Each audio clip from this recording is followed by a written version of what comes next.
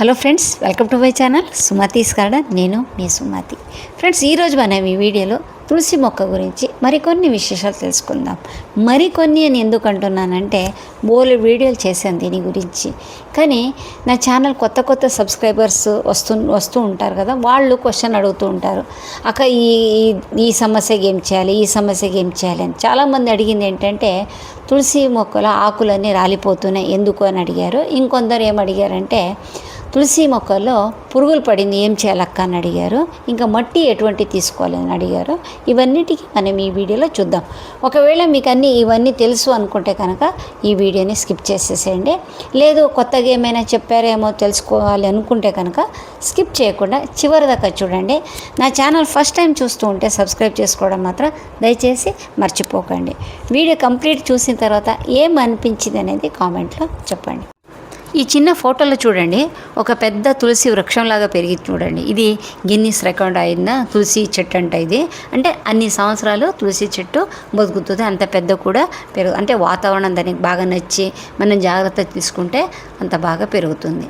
తులసి చెట్టుకి ఎప్పుడే కానివ్వండి, మట్టి ఎలాగ ఉండాలంటే గుల్లగా ఉండాలి. అంటే కొద్దిగా మనం వేలేసి చూస్తే కనుక లోపలికి వెళ్ళేటట్టుగా ఉండాలి, బాగా హార్డ్గా ఉండకూడదు. నీళ్ళు వేయగానే అది డ్రైనేజ్ హోల్ నుంచి వెళ్ళిపోయేటట్టుగా ఉండాలి. డ్రైనేజ్ హోల్ బాగా చూసుకోవాలి. అది పెద్ద పోట చిన్న పోట అనేది కన్నా ముఖ్యంగా ఇవన్నీ చూసుకోవాలి. కంపోస్ట్ కానివ్వండి, మట్టి కానివ్వండి, కొద్దిగా ఇసుక కానివ్వండి, ఇటువంటిది కాస్త చూసుకొని వేసుకోండి. మంచి కలుపుకొని వేసుకుంటే సరిపోతుంది. ఇంకా తర్వాత ఈ తులసి చెట్టు, ఇప్పుడు తులసి కోట నేను తులసి మొక్క చూపిస్తున్నాను. ఇది 10 ఇయర్స్ నుంచి 12 ఇయర్స్ నుంచి ఇదే పాట్లో ఉంది. ఒకటి పోతుంది, మళ్ళీ ఇంకొకటి వస్తుంది. చూడండి, కింద నుంచి ఇంకొకటి మొక్క వస్తూనే ఉంది. అంటే ఎప్పుడే కానివ్వండి, మనం కొత్తగా తీసుకొచ్చేసే అవసరం ఏమి ఉండదు. ఒక్కొక్కసారి విత్తనాలు పడి అదే వస్తూ ఉంటుంది. నా నమ్మకం ఏంటంటే, నా అనుభవం ఏంటంటే, ఇంట్లో ఏదైనా శుభకార్యాలు జరుగుతూ ఉంటే ఆటోమేటిక్గా తులసి కోటలో ఇంకొకటి మొలుస్తూ ఉంటుంది. మా ఇంట్లో రేరుగా 2-3 సార్లు వచ్చింది అంతే, అంతకన్నా ఎక్కువ సార్లు రాలేదు. అంటే చిన్న మొలకలు వస్తుంది కానీ అది పెరగదు. మనం వాటర్ వేస్తూ ఉన్నప్పుడు ఏదో ఒకటి అదే పోతూనే ఉంటుంది. అది మంచిగా వచ్చి పెరిగింది అంటే కనుక ఆ ఇంట్లో ఏదైనా కాస్త మంచి జరుగుతుందని ఒక నమ్మకం నాకు. మరి మీకు ఎలాగ అనిపిస్తుందని కామెంట్లో చెప్పండి. మీరు ఇది నమ్ముతారా? అంటే తులసి కోటలో ఉన్న తులసి చెట్లో ఇంకొక మొలకలు వచ్చి పెరుగుతుందంటే మంచి జరుగుతుంది అని మీరు అనుకుంటున్నారా? నాకు చెప్పండి. ఇంకా తర్వాత తులసి చెట్టుకి అప్పుడప్పుడు ప్రూనింగ్ చేయడం చాలా ఇంపార్టెంట్. ప్రూనింగ్ అంటే మొత్తం కింద వరకు కట్ చేస్తే అది ఎండిపోతుంది. కొద్దిగా ప్రూన్ చేయాలి. మనం ఈ గులాబీ చెట్లకి, మందారానికి కట్ చేసినట్టు ఇచ్చేస్తే సరిపోదు, అది తట్టుకోదు. కొద్దిగా ఈ మొక్క చాలా డెలికేట్గా ఉంటుంది, సెన్సిటివ్ ఎక్కువ కొద్దిగా నీళ్ళు ఎక్కువ వేసినా కూడా ఆ మొక్క అది వేర్లన్నీ కుళ్ళిపోయి మొక్క అలా ఎండిపోతూ ఉంటుంది. తర్వాత ఎక్కువ ఏదైనా కంపోస్ట్ చేసినా కూడా ఈ మొక్క తట్టుకోదు, అప్పుడు కూడా పాడైపోతుంది. కాస్త జాగ్రత్తగా చూసుకోవాల్సి వస్తుంది.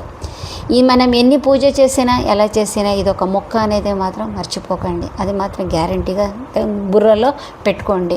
వేరే మొక్కలకి ఎలా చేస్తారో ఈ మొక్కలు కూడా అలాగే చేయాల్సిందే. ఇంకొకటి మా పద్ధతి ఏంటంటే, మనం పూజ చేసేటప్పుడు తులసి కోటది తులసి వాడము. ఎందుకంటే అది ఒక దేవతగా మనం పూజ చేస్తాం కాబట్టి పక్కన ఇంకొక చెట్టుని పెంచుకుంటూ ఉంటాము. ఇందులో ఉన్న తులసి దళంని తీసుకుపోయి లోపల పూజ చేస్తాం, అంటే దేవుడికి పూజ చేస్తాం. మళ్ళీ ఇంకొకటి చూడండి, ఇక్కడ ఇంకొక మెయిన్ టిప్ చెప్తాను మీకు. ఈ ఆకులు ఎందుకు రాలిపోతుందంటే వాటర్ ఎక్కువైపోయి, తర్వాత రెండోది ఏంటంటే వెదర్ వల్ల. అంటే బాగా ఎక్కువ ఎండ ఉన్నా, ఎక్కువ వర్షం వచ్చినా కూడా ఆకులు పారిపోయి రాలిపోతూ ఉంటుంది.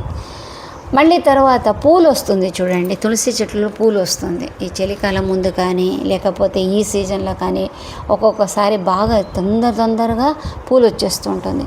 పూలు ఎక్కువ దాన్ని వదిలేసామనుకోండి, అదేమవుతుందంటే ఆ మొక్క ఎండిపోతుంది.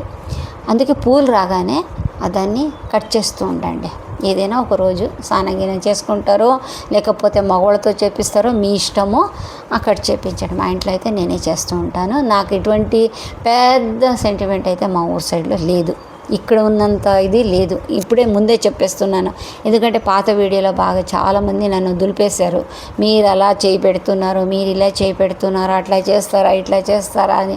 నేను పూజ చేసేటప్పుడు మాత్రమే తులసిలాగా చూస్తాను. మిగతా టైంలో నేను దాన్ని ఒక మొక్కలాగే ట్రీట్మెంట్ చేస్తూ ఉంటాను. దానికి కంపోస్ట్ వేయక తప్పదు, వాటర్ వేయక తప్పదు, ఇంకా ఏదైనా లిక్విడ్ ఫర్టిలైజర్ చేసినప్పుడు అది దానికి వేయక తప్పదు. ఇంకా నేను మడి చేసుకుంటూ ఉంటాను, అది చేసుకుంటూ ఉంటాను, నేను నీళ్లు పోయాను, నేను అది చేయను ఇది చేయను అనుకుంటూ ఉంటే మొక్క పాడైపోతుంది. ఇంకా విత్తనాల నుంచి కూడా ఇది చాలా సింపుల్గా పెంచుకునే మొక్క. మనం విత్తనాలు వేయకపోయినా ఆ తులసి చెట్టులో బాగా పూలు వచ్చి ఎండిపోయింది అనుకుంటే అదే ఎక్కడో ఒక చోట ఎగిరిపోయి అక్కడ పడి మొలుస్తూ ఉంటుంది వర్షాకాలంలో.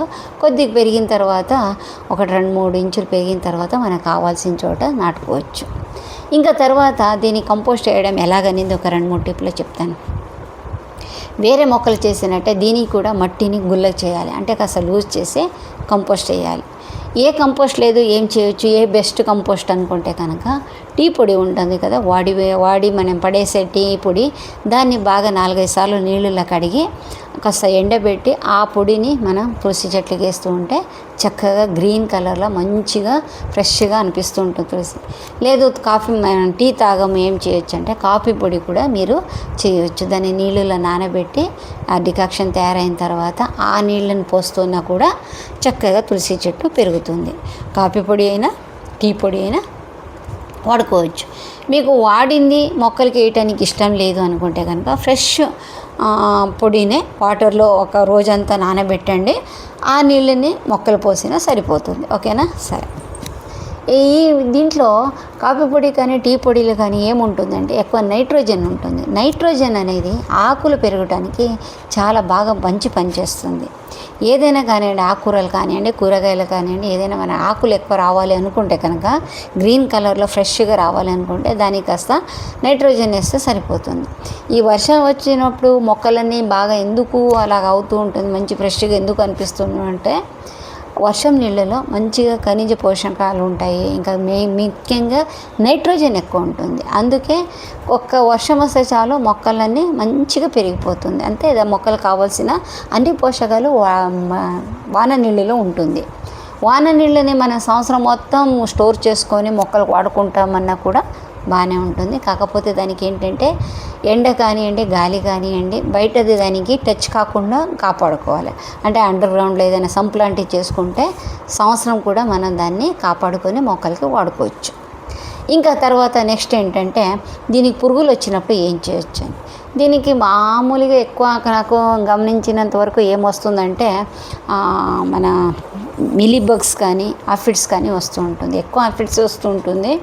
దీనికి కొంచెం గోరువెచ్చటి నీళ్ళలో కొద్దిగా సర్ఫ్ కానీ లేకపోతే డిటర్జెంట్ ఏదైనా ఒకటి కొంచెం వేసి కొద్దిగా ఆయిల్ వేసి కలిపి మూడు మిక్స్ చేసి స్ప్రే చేస్తున్నా పోతుంది. లేకపోతే వాటర్ వేసి కడిగినా చాలు ఈ సమస్య నుంచి మన మొక్కల్ని కాపాడుకోవచ్చు.